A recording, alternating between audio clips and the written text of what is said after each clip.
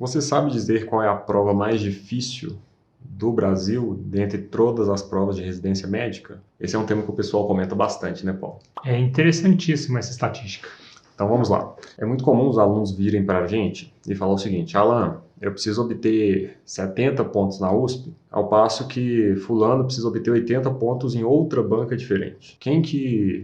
Ou seja, qual tarefa é mais difícil? Porque a gente sabe que cada prova tem um nível de dificuldade diferente. E a partir do momento que cada prova tem um nível de dificuldade diferente, a mesma porcentagem de acerto em uma prova e em outra prova tem significados diferentes. Então, por exemplo, eu fiz a prova do PSU. A prova do PSU não é considerada das provas mais difíceis. E eu consegui obter 90% no PSU. Se nós formos pegar a prova da USP, que é considerada uma prova difícil, tanto a São Paulo quanto a Ribeirão Preto, a gente sabe que obter 90% nessas provas é uma missão quase impossível. Geralmente quem obteve 80% já ficou muito acima da curva de todas as pessoas. Então como que a gente calcula enfim, como que a gente define qual que é a dificuldade das provas? É exatamente o que nós da FluidMed fizemos e vamos explicar agora. Exatamente. É uma estatística muito interessante do ponto de vista que leva em consideração a dificuldade de se obter a nota, Ela. Sim, então vamos lá. Quando a gente compara várias provas diferentes e deseja saber a dificuldade delas, para a gente poder ter comparabilidade entre duas provas diferentes, nós precisaríamos que uma certa vaga específica tenha o mesmo número de candidatos por vaga.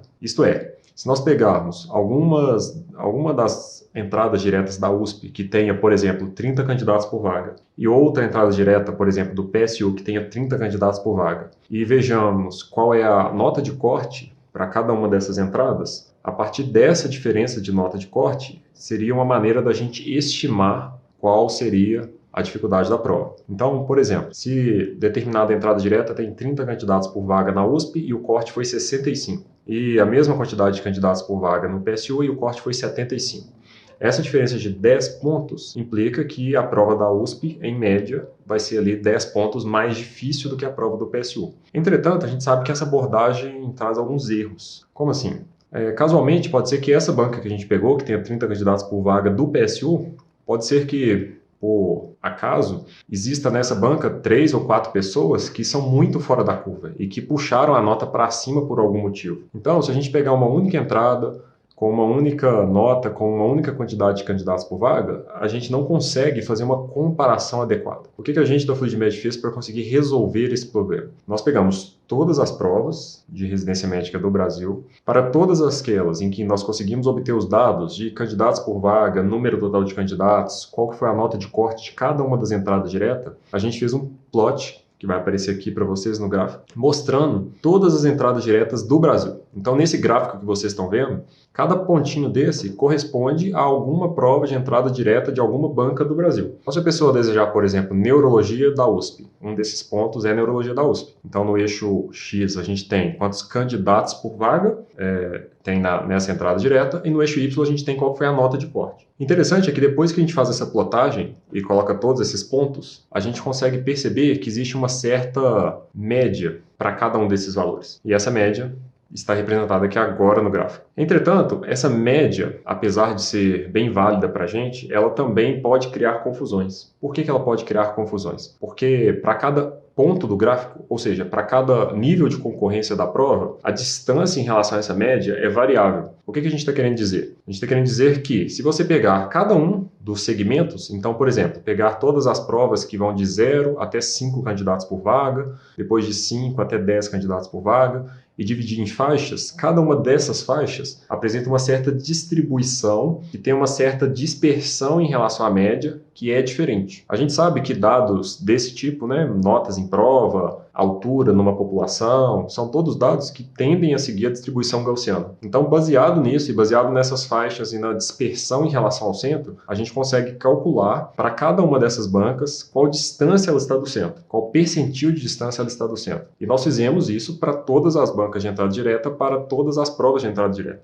A partir do momento que nós fizemos isso, a gente consegue pegar uma única banca e com essa banca a gente consegue definir qual que é a média de distância da média que a prova está, para vários níveis de concorrência, ou seja, para aquelas provas que têm menos candidatos por vaga até aquelas provas que têm mais candidatos por vaga. E depois a gente consegue comparar esse valor com o valor de outra banca. Então essa aqui é a explicação matemática de como que a gente fez o ranking FluidMed de dificuldade de notas de provas de residência. E entra aí a parte mais interessante. Você sabe qual que é a prova considerada a mais difícil do Brasil? A top 1 do ranking? A top 1 do ranking. Antes da gente falar, só esclarecendo, o ranking considera somente a dificuldade de obter pontos, ou seja, quão difícil é você ganhar um ponto nessa banca. Então, se em 100% dos pontos, quão difícil, por exemplo, é obter 70% ou 80%. E não exatamente a dificuldade de passar nessa banca, já que pode ser que mesmo obtendo uma nota mais baixa, por exemplo, 60% ou 65%, pode ser que você ainda fique perto dos primeiros lugares nessa banca. Ou seja, é um ranking de dificuldade de obtenção de notas. Então, quando você pega o nosso ranking e vê a classificação das provas, você consegue saber se, ao fazer uma prova na íntegra e ao tirar tantos pontos numa banca X, se isso está bom ou ruim comparado com a dificuldade da prova. E as pessoas não têm acesso a esse material, Paulo?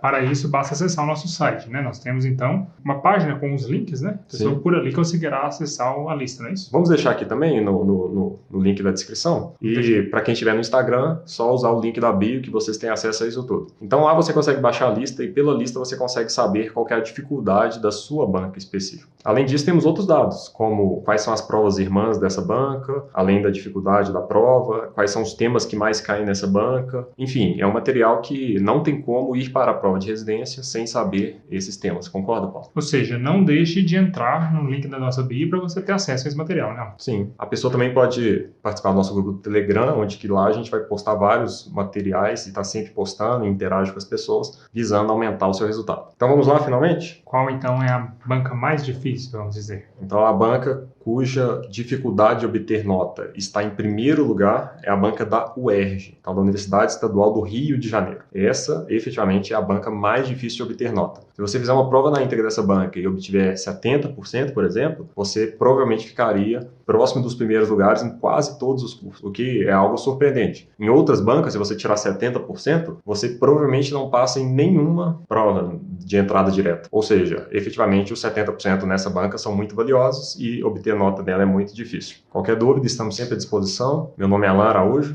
Eu sou Paulo Araújo. Não deixe de se inscrever, compartilhar esse conteúdo com seu amigo que também está prestando na prova e seguir a FluidMed no Instagram. Nos vemos lá. Um abraço. Até o próximo vídeo.